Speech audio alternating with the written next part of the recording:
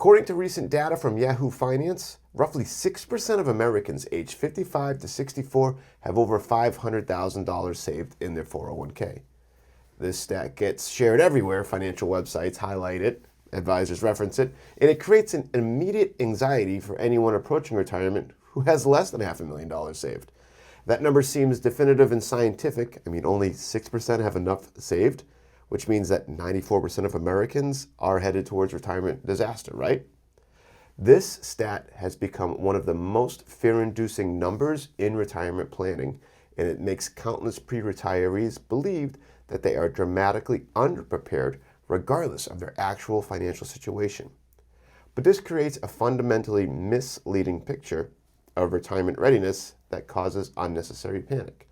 So that's why we're making this video today, to show you why having less than $500,000 saved might not be the retirement crisis that everyone claims that it is.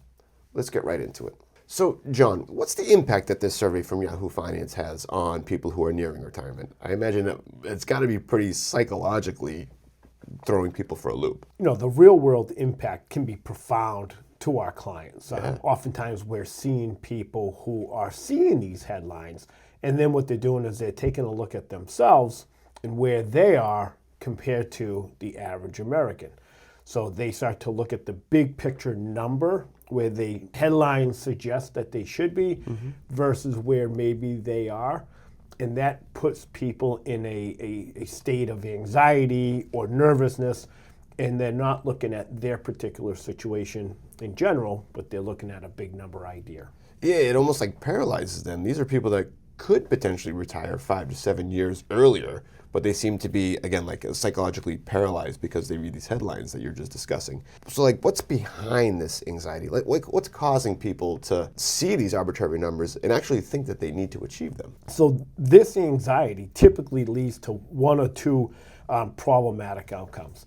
People start to look at saving for retirement, it's hopeless, and obviously that would be an issue. Yeah. Or they start to delay their retirement by years, if not decades, chasing that arbitrary number that has nothing to do with their personal situation. This situation creates what we call the savings metric problem, where it takes the retirement readiness to a single number without any of the critical personal context to determine if that single number is even sufficient or not. Okay, so now that we've addressed these major misconceptions, right? I need $500,000, I need $1 million. We know that these aren't reliable indicators of retirement readiness. How do you actually determine if you are on track for retirement? Well, you need to take an approach that provides consistent clarity to your situation.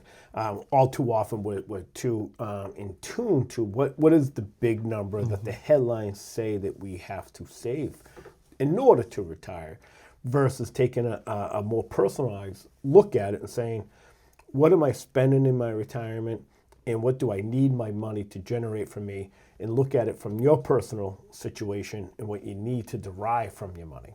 Okay. You're talking about like, your personal situation, what you need to derive, and like how your retirement process is evaluated. Can you go into a little bit more about what the process is? Well, when we sit down with someone, we want to get a very good understanding of what your situation is. Obviously, we're going to take a look at how much have you saved for retirement today. We want to take a really good deep dive on how that money is currently invested. What is the level of risk that you may or may not have? We want to get to know you and your family and the situation and how you envision retirement. Is it that we're going to spend 6 months in Florida? Or is it we're going to join a country club?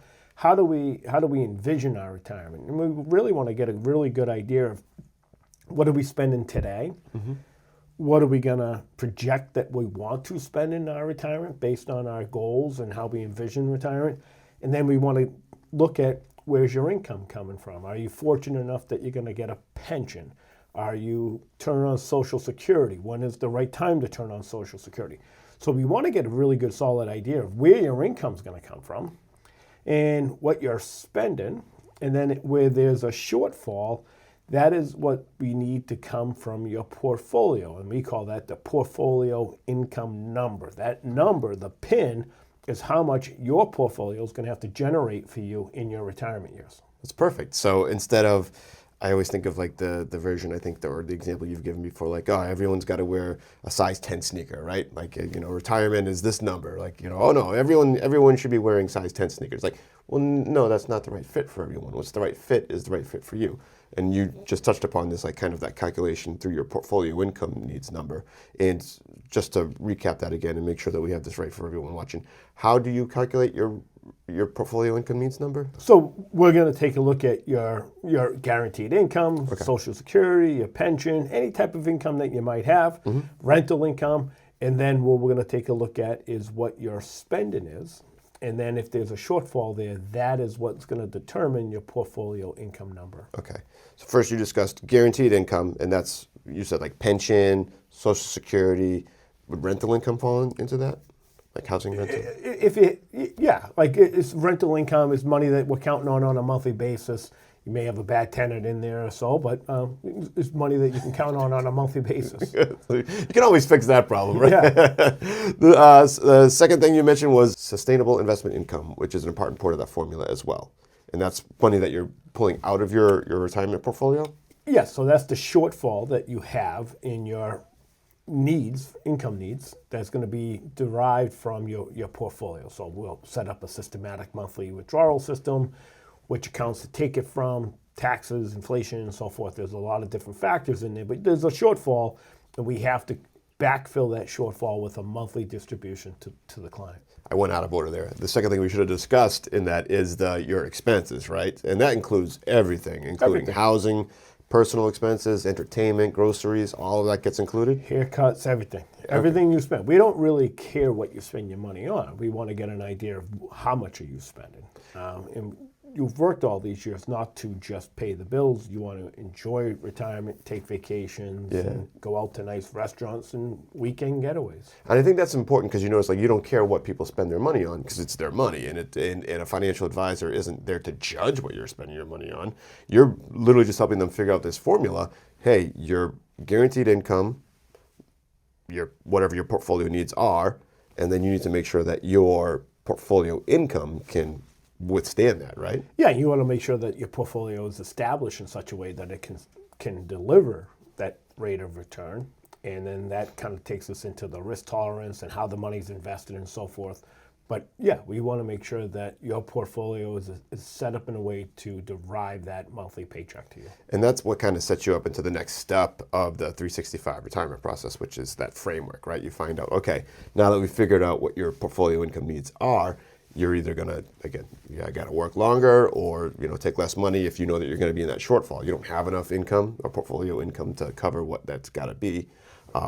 Or if you have enough or maybe not a ton over, you got to find, like you said, more strategic ways to make sure that money works optimized for you, right? Yeah. Okay, so let's say I've done my homework here and I figured out my portfolio income needs. How does this get implemented into an actual actionable retirement plan?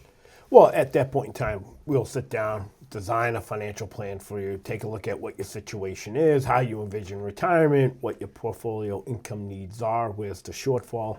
And then from there, we're going to take a look at the big picture. How are you invested? What's the rate of return that we need to give you the best probability of success? And once we kind of put all the financial plan numbers together, you're going to come out into one of three categories, okay? So if you come in and your probability of success in retirement in the time frame that you want isn't really a great number, you're going to fall into the category of a shortfall. Okay. And if you're in the shortfall, we want to make sure that we kind of take a look at what the solutions could be. They could be, hey, you might have to work longer. You might need to relook at how much money you want to spend in your retirement. It might be a combination of those two.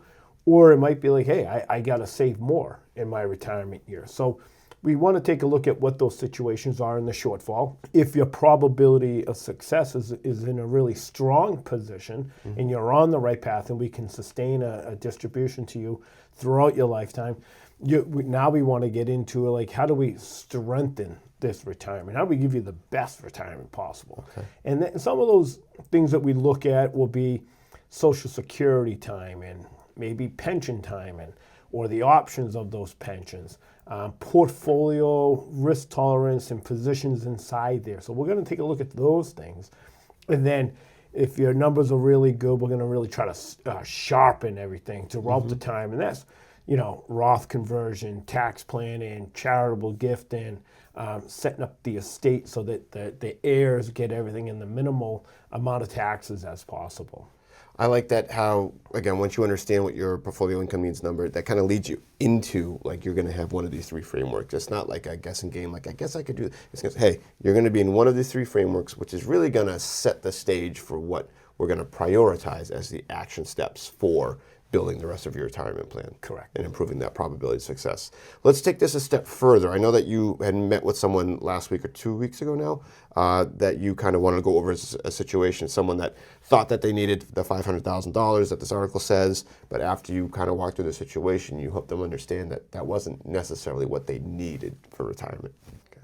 Yeah, so I met this couple 2 weeks ago. They sat down and they came in and they were convinced that they were not on the right path. They were convinced that we didn't save enough and we want to retire as soon as possible.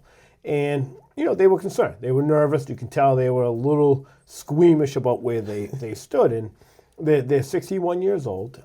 They saved $385,000 for their retirement years. Okay.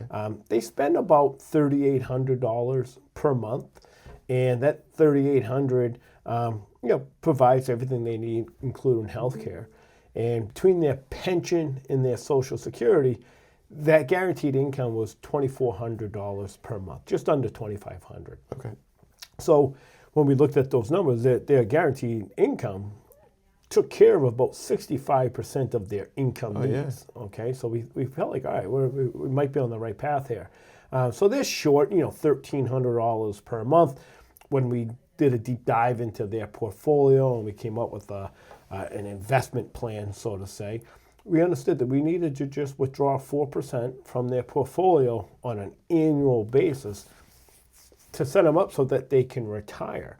So all of a sudden, all these headlines they're reading about is, hey, I need to save $500,000. Well, they would have had to work a bunch more years to get to that 500. Yeah. Versus, hey, let me look at it from my perspective, not the overall majority of people. Like you mentioned earlier, where just because the majority of people wearing size 10 shoes doesn't mean a size 10 shoe is appropriate for you. Right. So they were great. They felt like a weight was lifted off their shoulders. But what that process does in going through that, it kind of helps them, thinking, hey, I don't have enough saved. They may take on more risk than they should have been taken. Yep.